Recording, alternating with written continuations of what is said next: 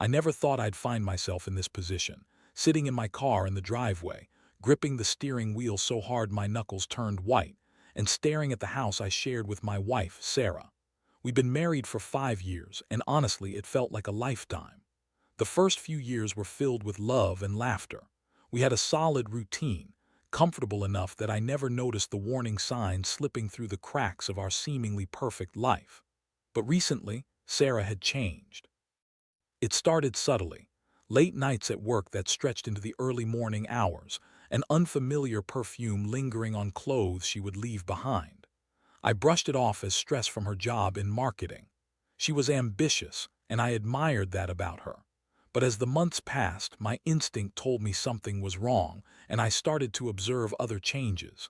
Her phone was glued to her hip, and she was secretly texting late at night. I remember one night, she came home wearing a dress I had never seen before. It was a deep red, one that accentuated her curves in a way that made my heart skip a beat. It looked expensive, and I couldn't help but feel a simmering jealousy when I asked where she had gotten it. "Oh, it's just an old thing," she said, brushing me off. A lie. The credit card statement told a different story, one I wouldn't piece together until it was too late. The night I discovered the affair was a typical Wednesday. I had come home early from work, a surprise for Sarah because we had plans to cook dinner together.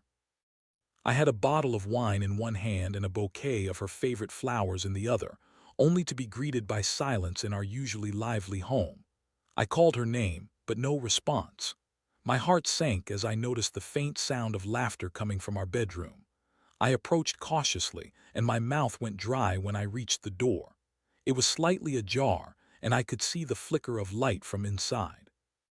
I pressed my ear against the wood, and my stomach twisted into knots as I recognized another man's voice mingling with hers. As I opened the door, a wave of betrayal crashed over me.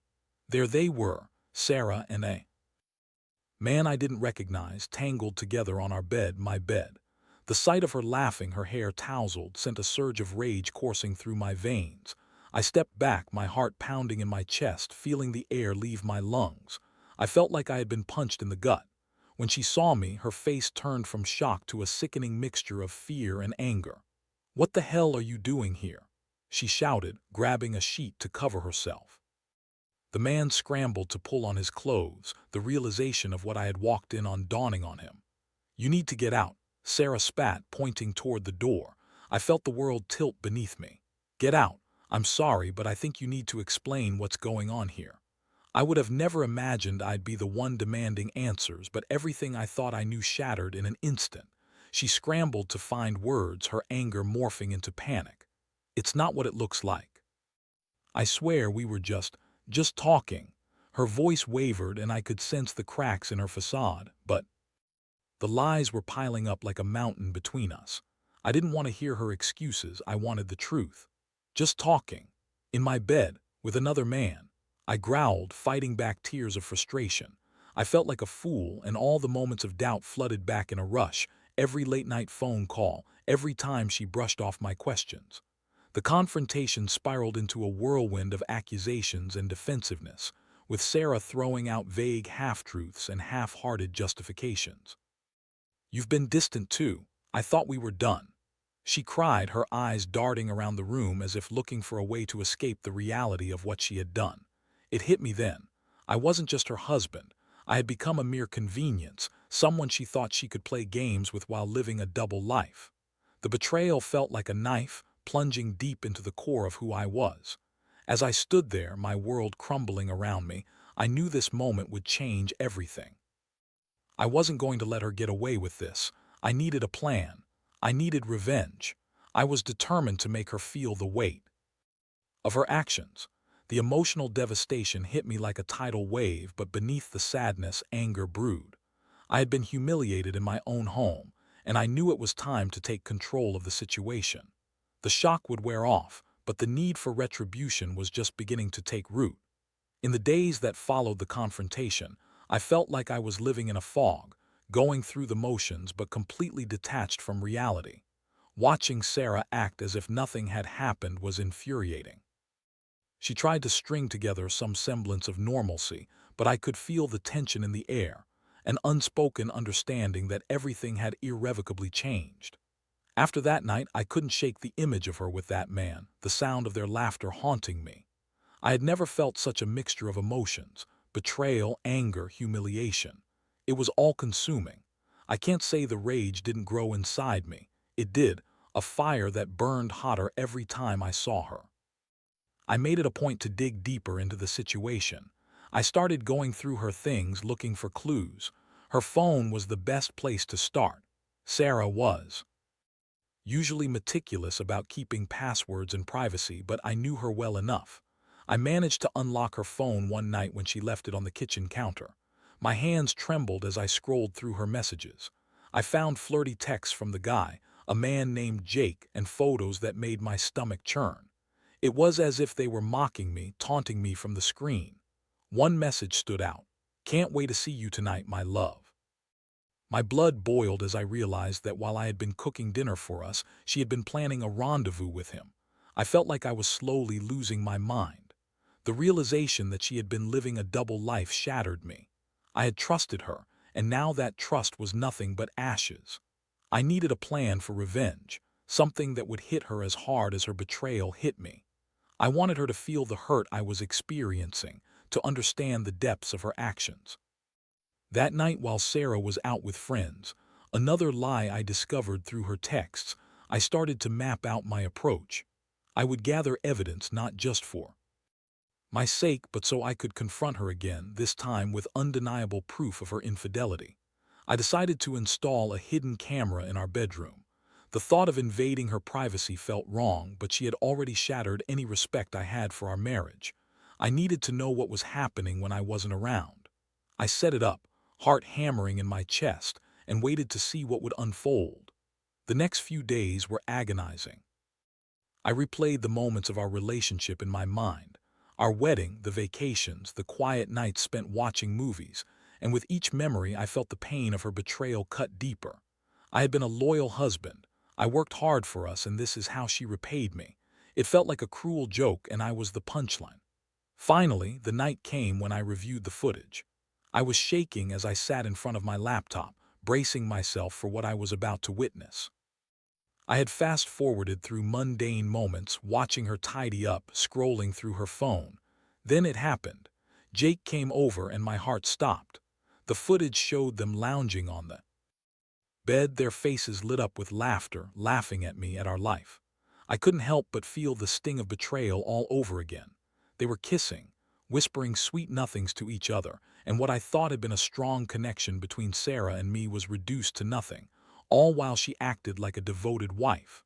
When the footage ended, I was overwhelmed with emotion. I was furious, but I was also sad, deeply saddened by how our love had devolved into this nightmare. I didn't want to be the villain in this story. I wanted to be the hero, reclaiming my dignity and self-respect. I started crafting a plan that would expose her to the truth, not just to me, but to everyone around her. I imagined her confused and humiliated, facing our friends and family, having to explain the lies she told to keep up appearances. The thought twisted in my gut but also filled me with a sense of purpose. I reached out to a couple of close friends who I trusted completely, Mark and Jessica. They had always been supportive of my marriage and were there for me during tough times. I needed allies who could help me navigate the storm ahead. I laid out the situation and they listened, shocked at my revelations.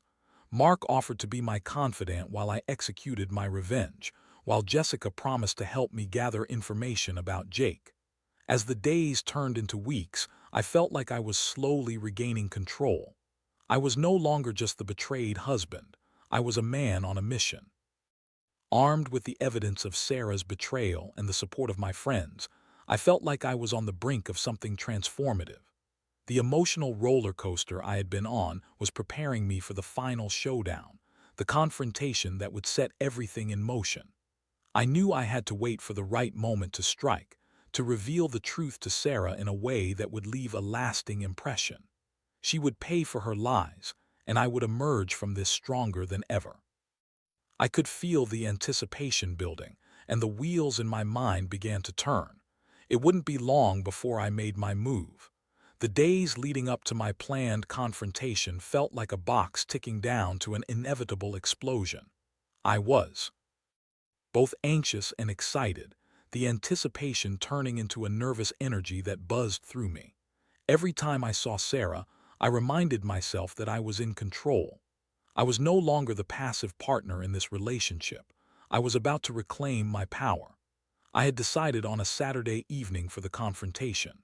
I knew Sarah would be home, and we would have a few hours to ourselves while the world outside was busy with weekend festivities. I invited Mark and Jessica over under the guise of a casual dinner party. I told them I wanted some support, and they readily agreed. As the evening approached, I went through the plan in my mind over and over.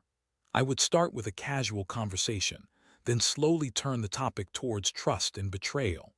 I wanted her to feel comfortable enough to let her guard down, all while knowing I had the hidden camera footage stored on my laptop, ready to unveil the truth.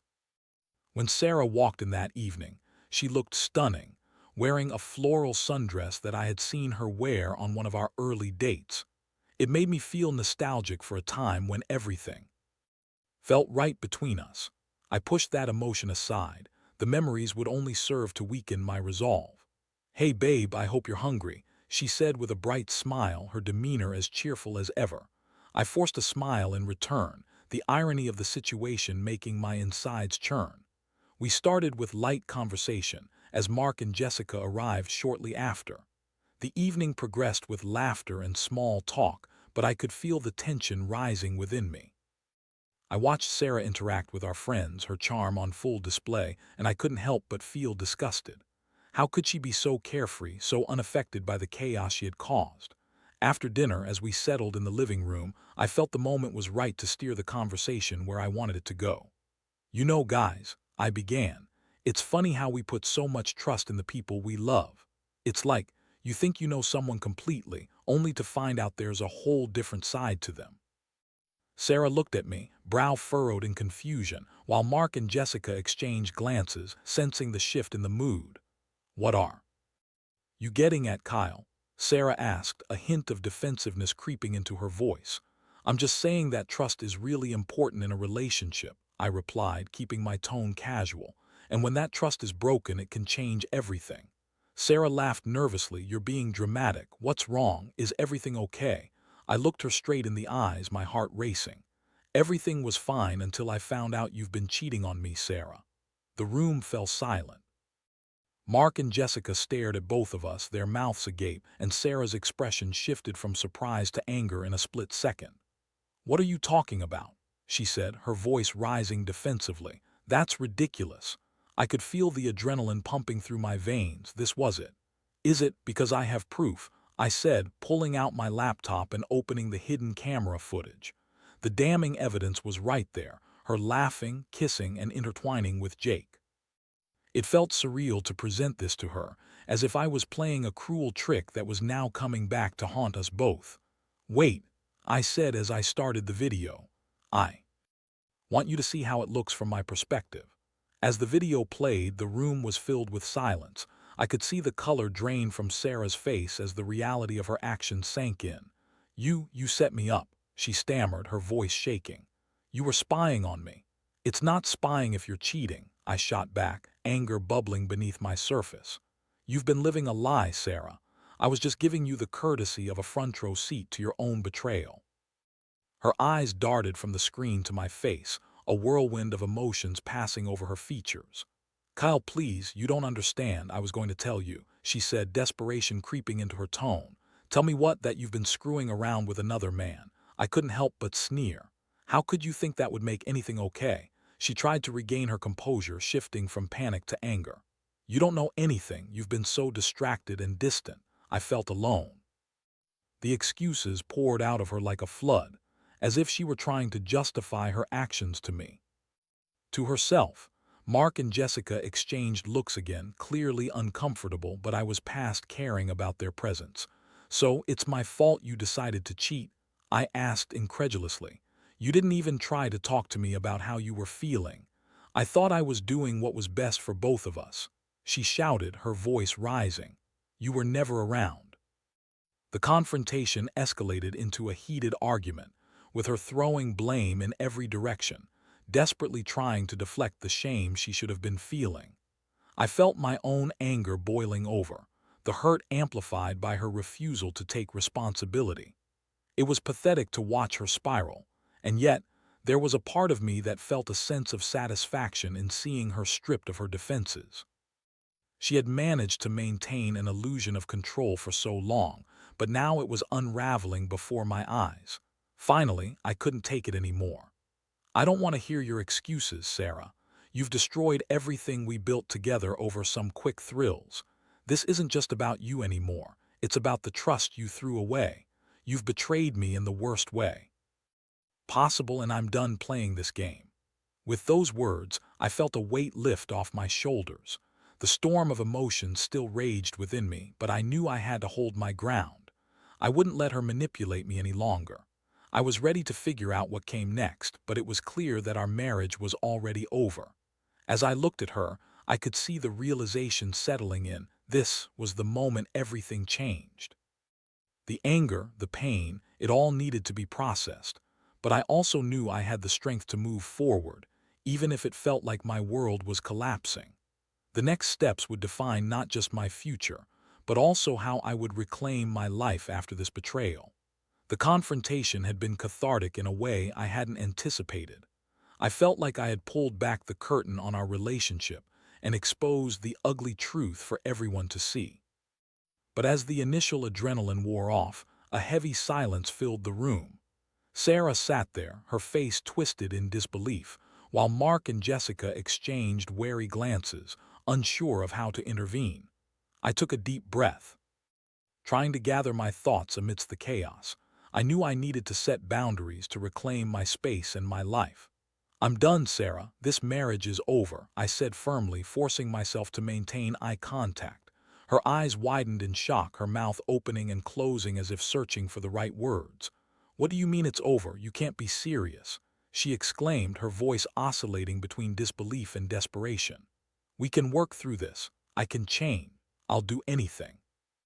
My heart sank at her pleas. Part of me wanted to believe her, to give her a chance to redeem herself. But I also knew that trust, once broken, was nearly impossible to rebuild. No, Sarah, you made your choice. You can't just go back to pretending everything is fine after what you've done.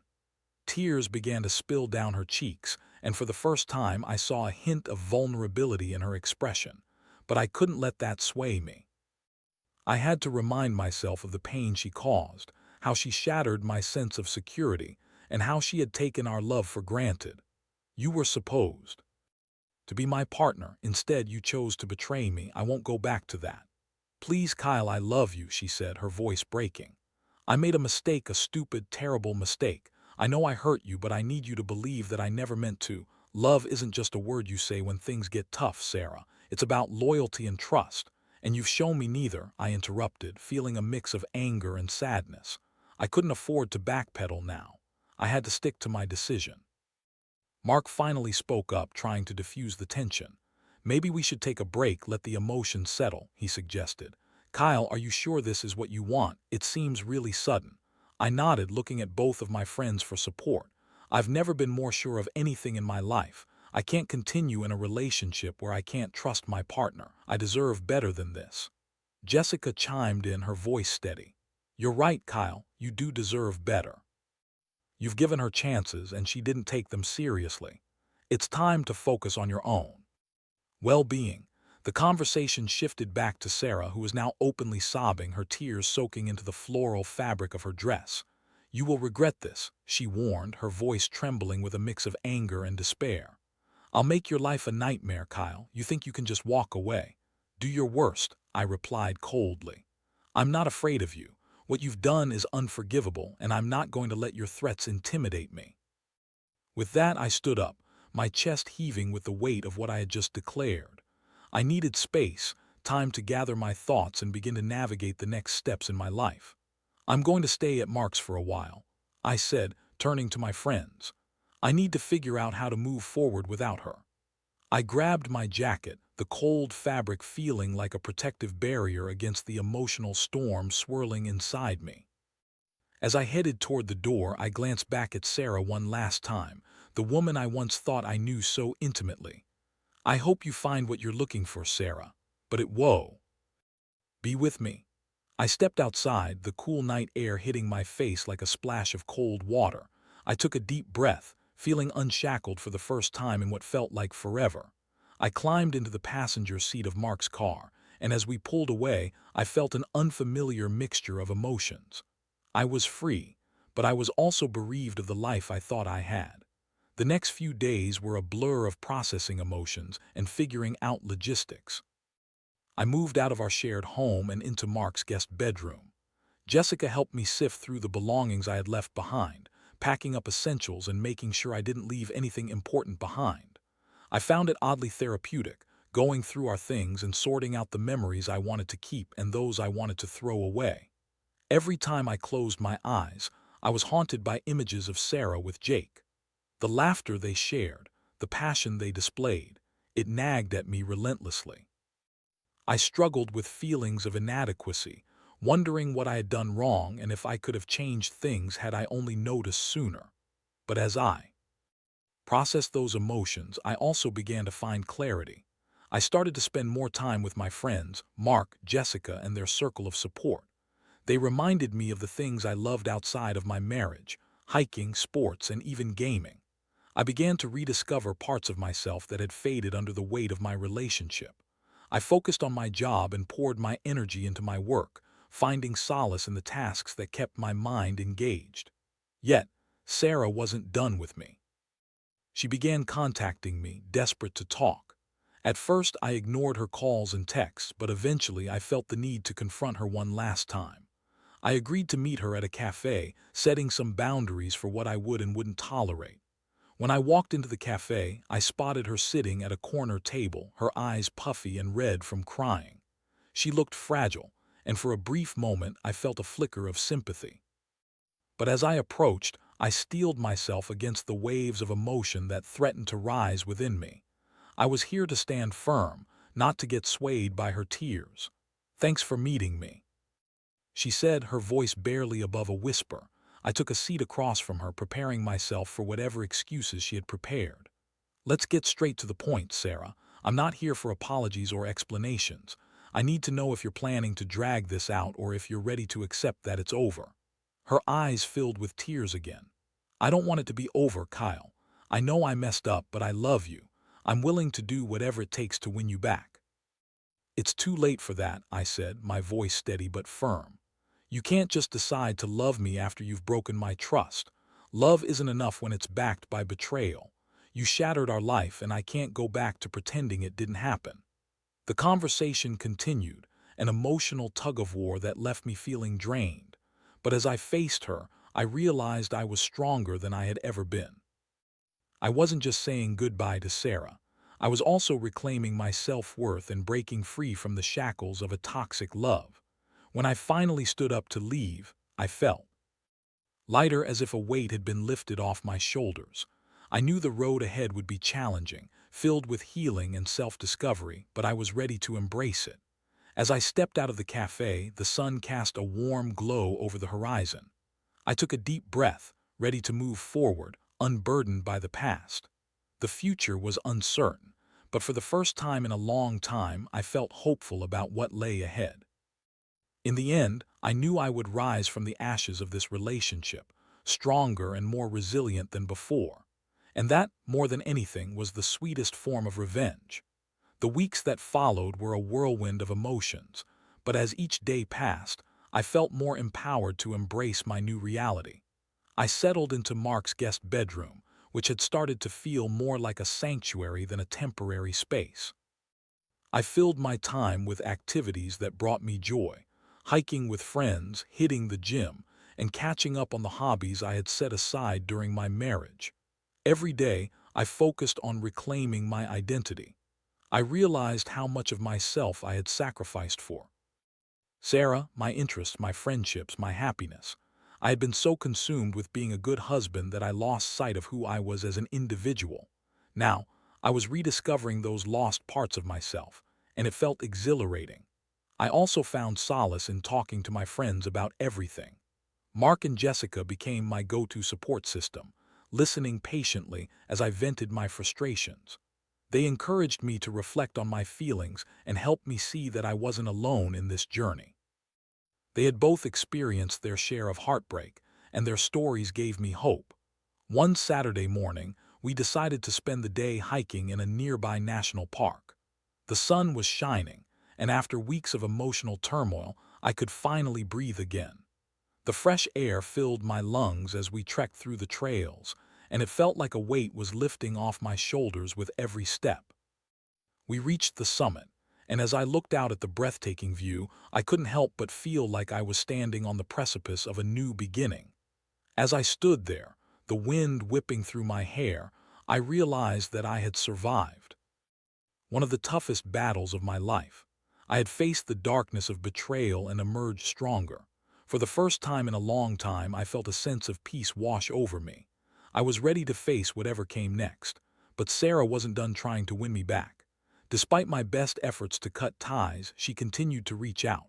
Text messages, phone calls, and even a few desperate attempts to show up at Mark's house. Each time, I felt a mix of anger and pity. She was desperately clinging to the remnants of our relationship, but I was resolute in my decision. One evening, I received a call from her, and against my better judgment, I answered. "Kyle, please, just hear me out," she pleaded, her voice wavering. "I've been doing a lot of thinking, and I realize how much I've messed up. I can't lose you. I want to fix this." "You can't fix this, Sarah. You broke my trust, and that's something I can't overlook. I've moved on, and I need you to understand that. But I need you. I love you, and I'll do anything to prove that." She cried, desperation pouring through the phone. Her words stung, but I was no longer vulnerable to her manipulation. I could hear the urgency in her voice, a mix of fear and regret.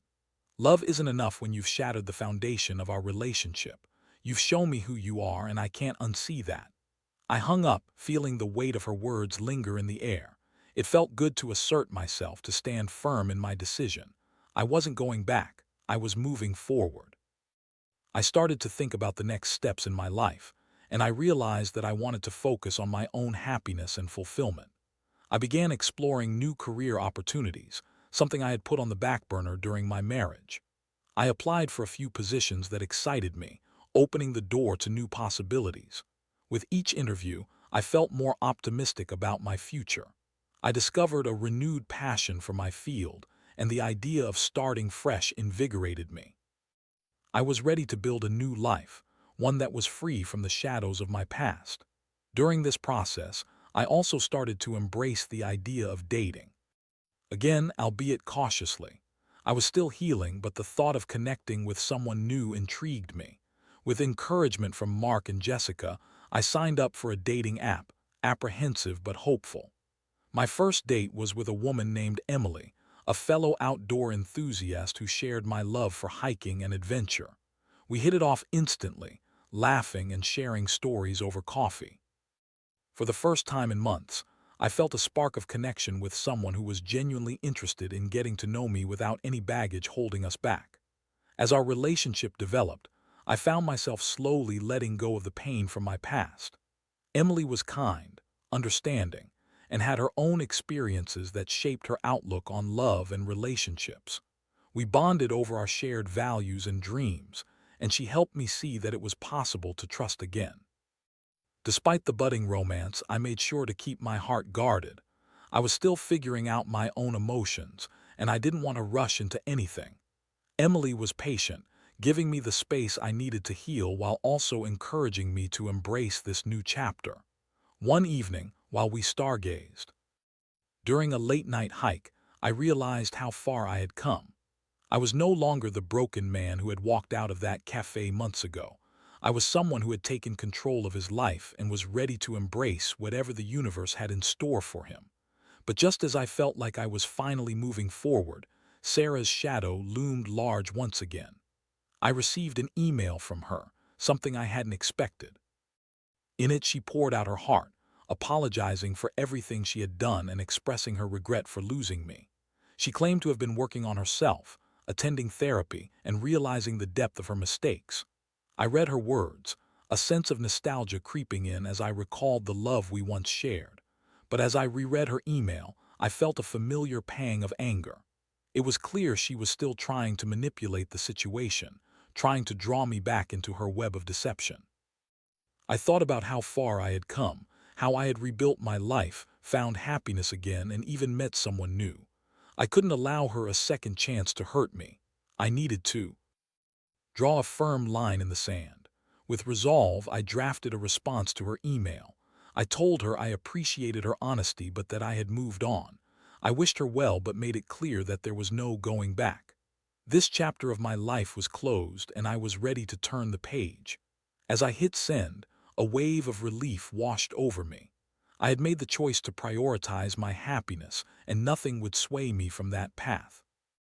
I was ready to step into a brighter future, one where I could embrace love again without the shadows of the past haunting me. I felt free. I had faced the storm, battled through the emotional wreckage, and emerged renewed.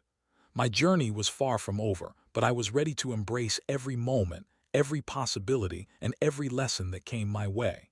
I knew that I would rise from the ashes, stronger than ever, and I was finally excited about the road ahead. As the weeks turned into months, I continued to embrace my new reality, one filled with hope and promise. Emily and I grew closer, exploring new adventures together, and it felt refreshing to share my life with someone who valued me for who I was. Our connection deepened, and for the first time in a long time, I felt the warmth of genuine affection and support. I learned to trust again, not just in others but in myself. I realized that my worth wasn't tied to my past mistakes or the betrayals I endured. I was capable of love, of joy, and of building a future that I could be proud of. Emily encouraged me to pursue my passions, and I started taking classes in photography, a dream I had shelved during my marriage. Capturing the beauty of the world through my lens felt liberating, and it gave me an outlet for self-expression. One evening, as we sat on the couch together, I reflected on how far I had come. "You know," I said, turning to Emily, "I used to think I would never get over my past. I was so consumed by anger and hurt. But now I realize that it's all part of my journey." Emily smiled, her eyes sparkling with understanding. "We all have our struggles, but it's how we choose to rise from them that defines us. I'm proud of you for moving forward with such strength." Her words resonated deeply with me. I had faced the darkness and emerged on the other side, stronger and more resilient. I could finally appreciate the lessons learned from my past, even if they had been painful. I had grown, not just as a partner but as an individual. Meanwhile, Sarah faded into the background of my life. I received sporadic messages from her, often filled with apologies and expressions of regret. Each time I felt a mix of sympathy and irritation. It was clear she was still wrestling with her choices, but I knew I couldn't let her back into my life.